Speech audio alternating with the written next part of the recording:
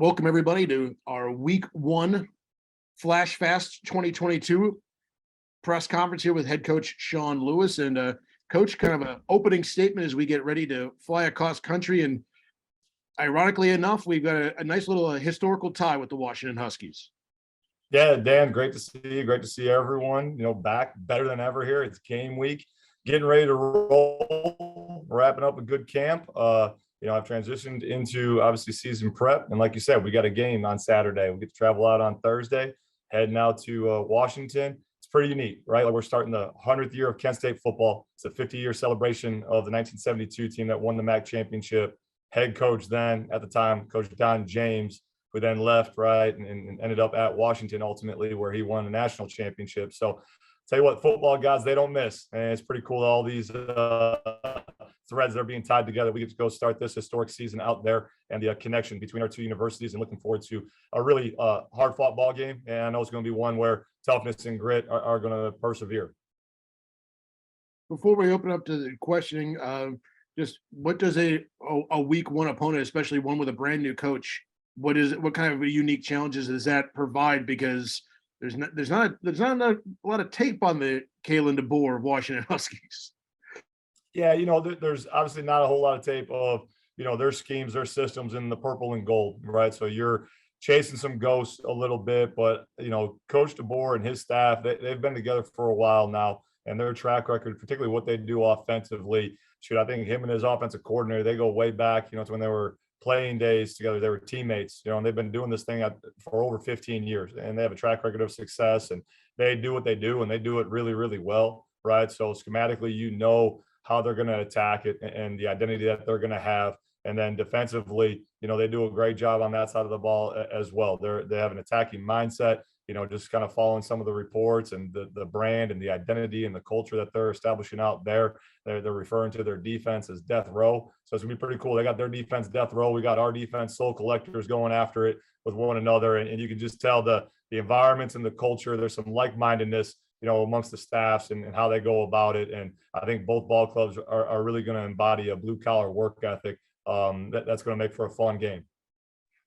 Well, let's turn it over to some questioning. We'll go around the room here. We'll start with our local reporter from the Record Courier, and Alan Moff. Alan, any questions here for Coach? Yeah, Coach, just, going back to camp here real quick, and just kind of, what were you looking to accomplish, and just kind of give us a progress report of how that went. Yeah, I think the number one thing, Alan, every single year is that you have to, build bonds, and you have to form that camaraderie amongst the team. And the only way you do that is under heat and pressure over time. So we did some things that I thought were, really good. And I thought our guys did a great job of working through the challenges that we put in front of them, the tests that we put in front of them.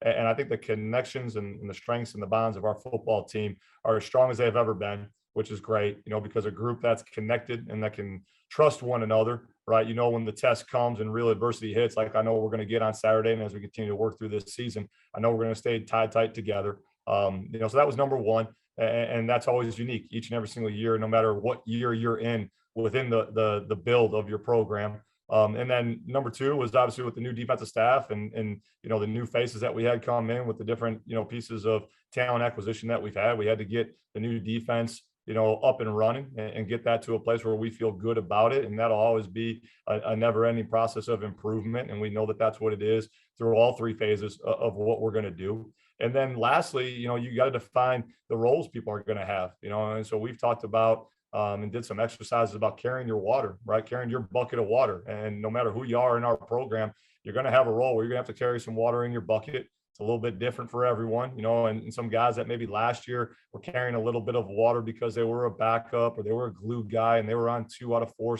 special teams. Well, now shoot, maybe they're a starter. And so you're helping those guys in those new roles and the amount of water that they're carrying in their bucket.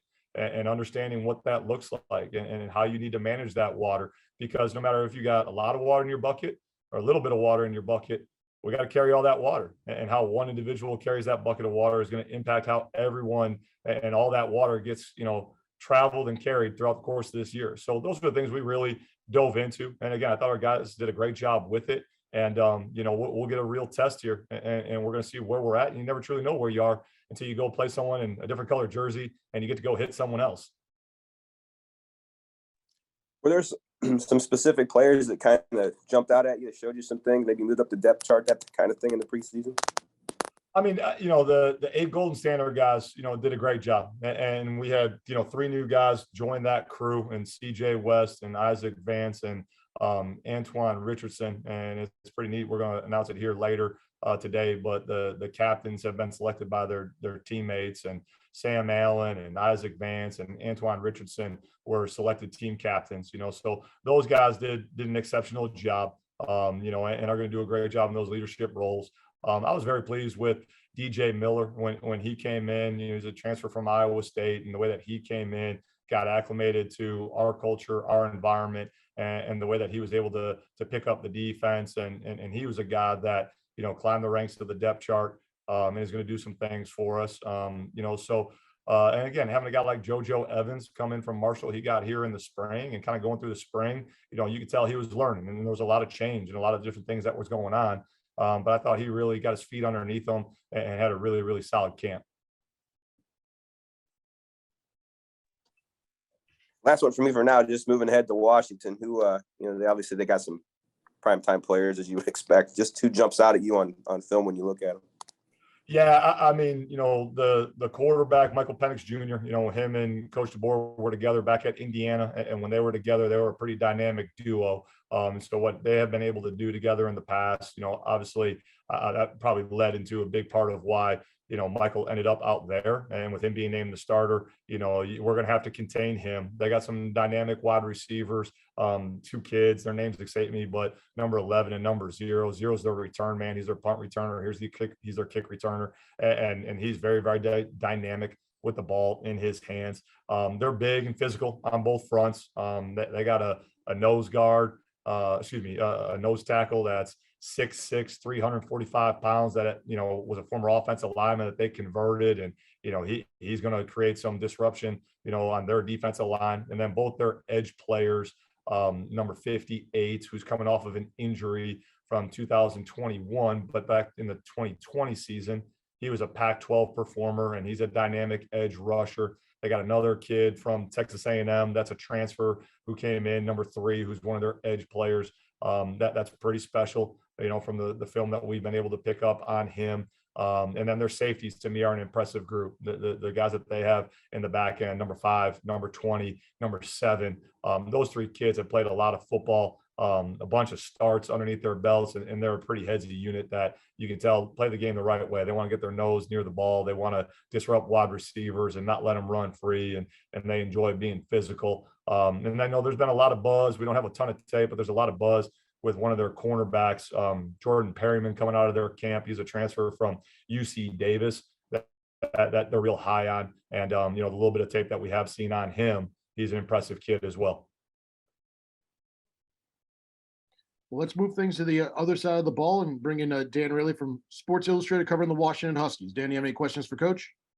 Yeah. Hi, Coach. I was just curious, what kind of, I see the photos behind you of your football players.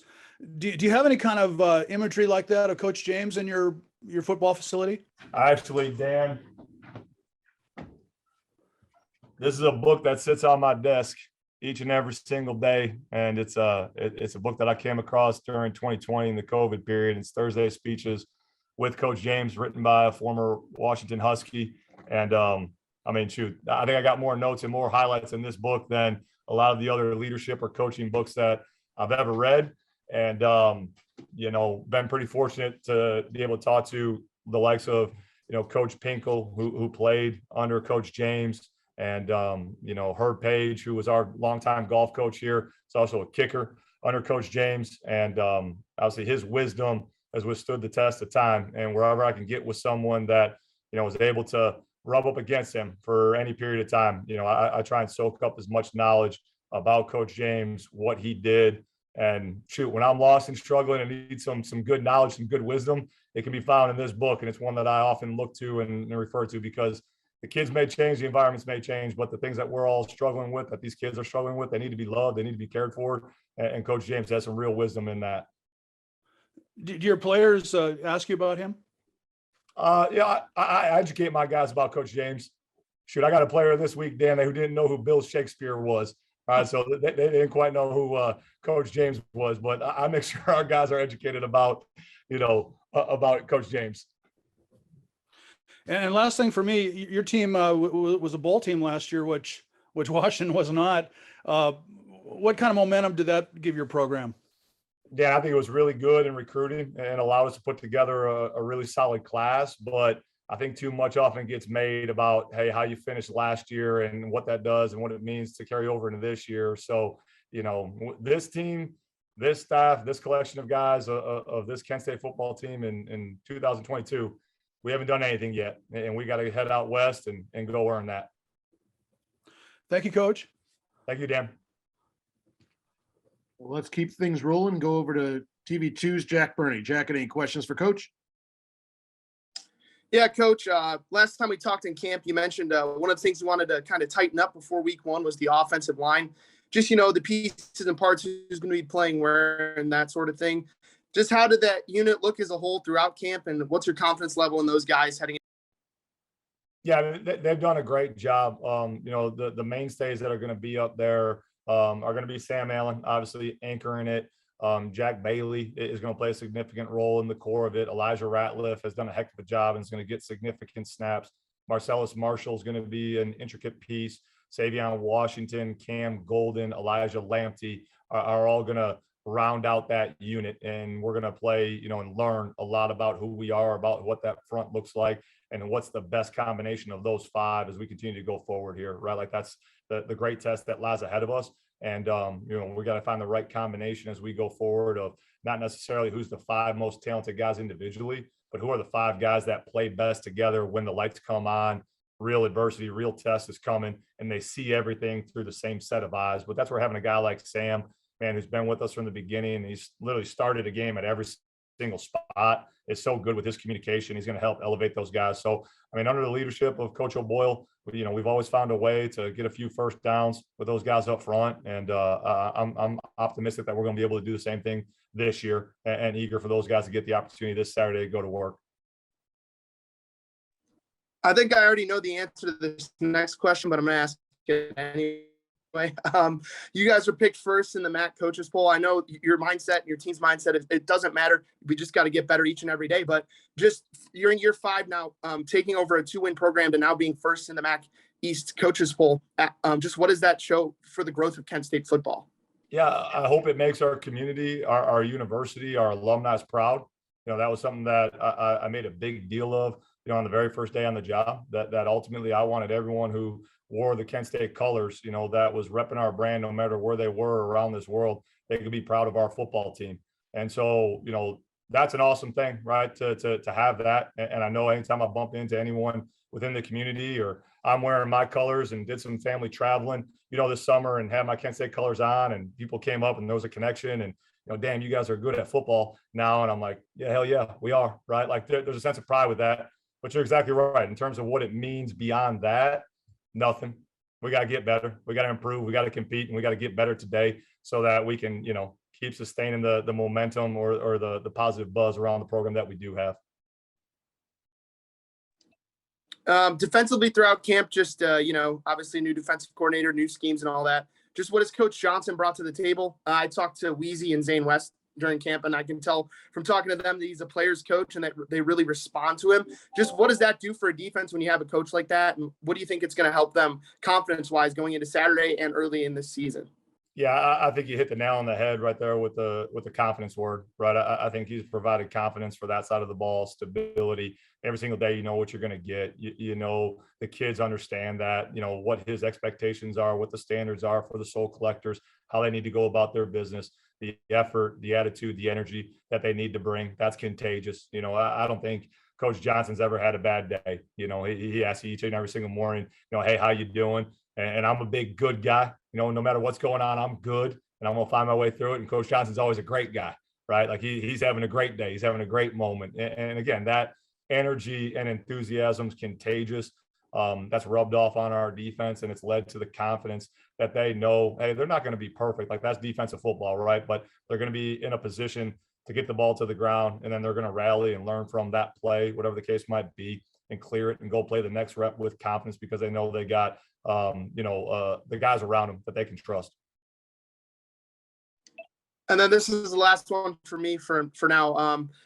Looking ahead to Saturday's game against Washington, are there any matchups that you think will be really important for you guys to win to give yourselves the best chance to have success on Saturday night?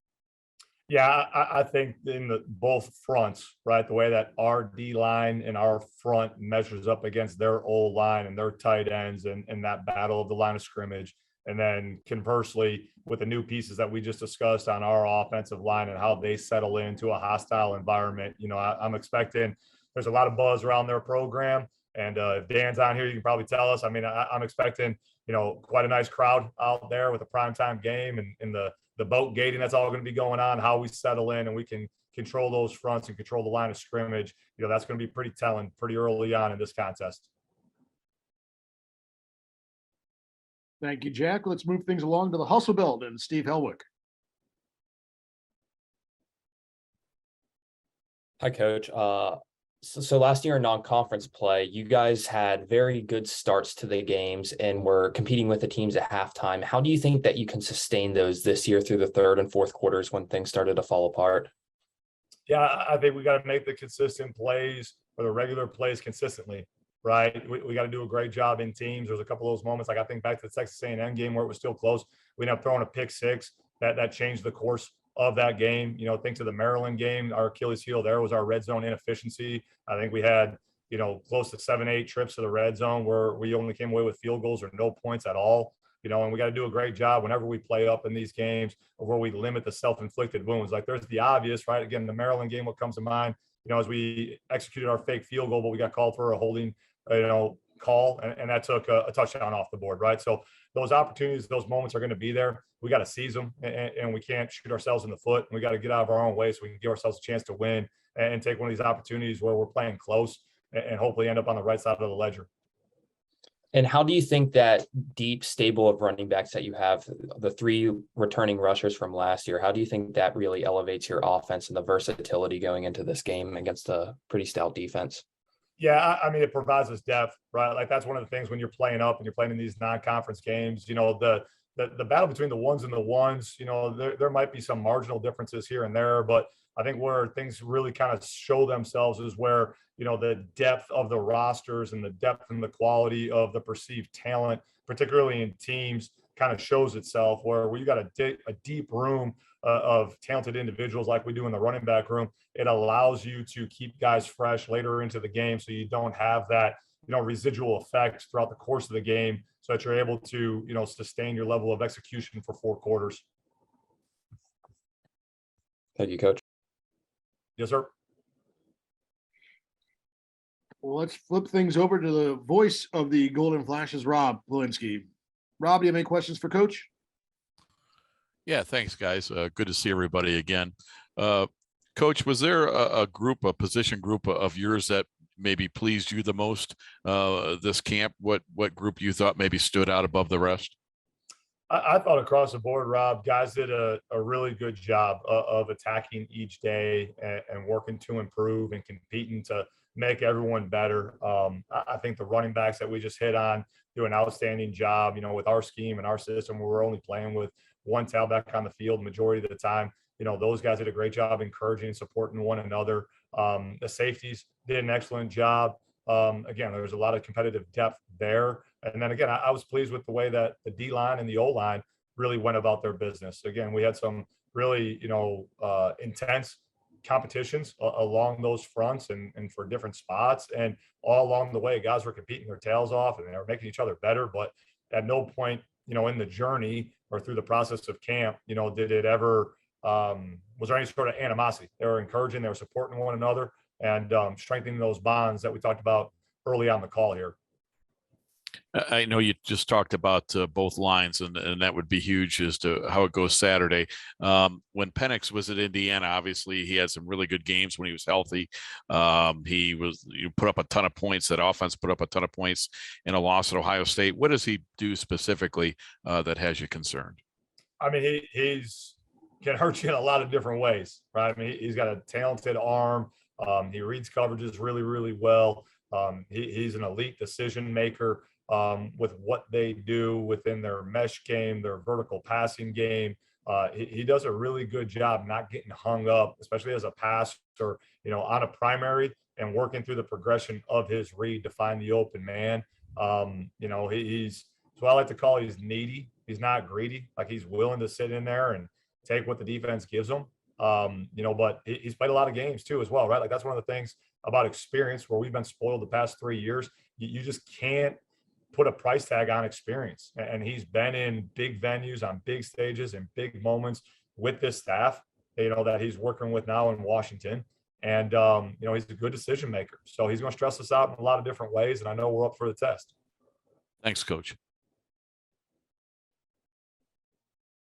Let's kick it over to Tom Evans, our color commentator for Kent State Radio Network. Tom, any questions for Coach?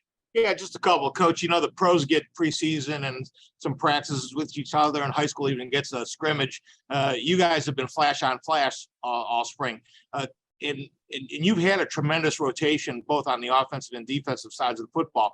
Do you expand that rotation a little bit to find out about some kids going into a game like Washington, or are you pretty well set on where you're at right now? I mean, we're going to, play the guys that we feel can help us win, right? The guys that we feel can help us compete and head out west to go get a W, right? Like that's why we're getting on the plane. That's why we're going to do this trip.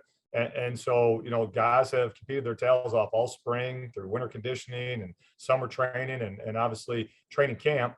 And the guys that are going to give us an opportunity to go compete and go win, those are going to be the guys that are going to, be able to rotate in and play. And to your point, we've acquired some depth, along the lines to where we can rotate more players in, and kind of like we were talking about with the running backs, hopefully with getting some guys back, getting Keyshawn Gamble back, getting Sekou back, from their injuries last year and folding them back into the mix, allows us to have more depth along that D line, keep guys fresher and be stout at the point of attack. Coach, a little on the lighter side, I saw a Twitter post about a week or so ago where warm-ups where they had some music going and DBs thought they had some moves going and you just up and just flattened them out on what you were doing. You've been working on that, or did you just put in check with that?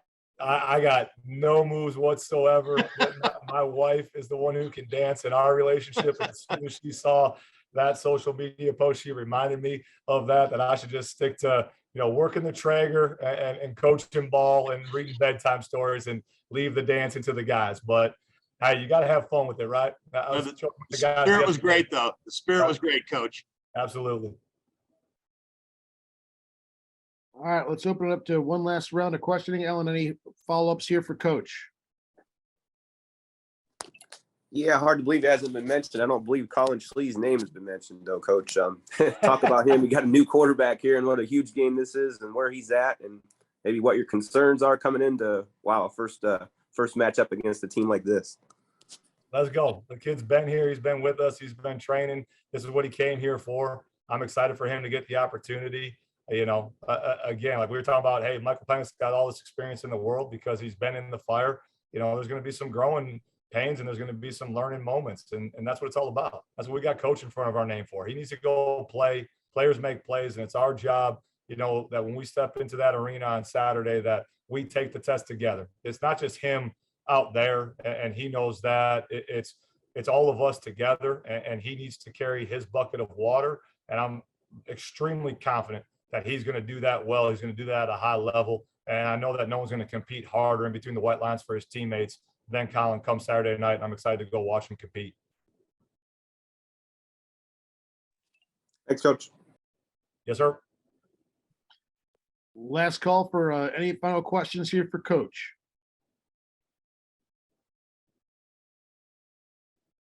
All right, sir. We'll let you put the final touches on the game plan for the Huskies, and let's talk in the wee hours of time back here about a big victory on, I guess, Sunday morning.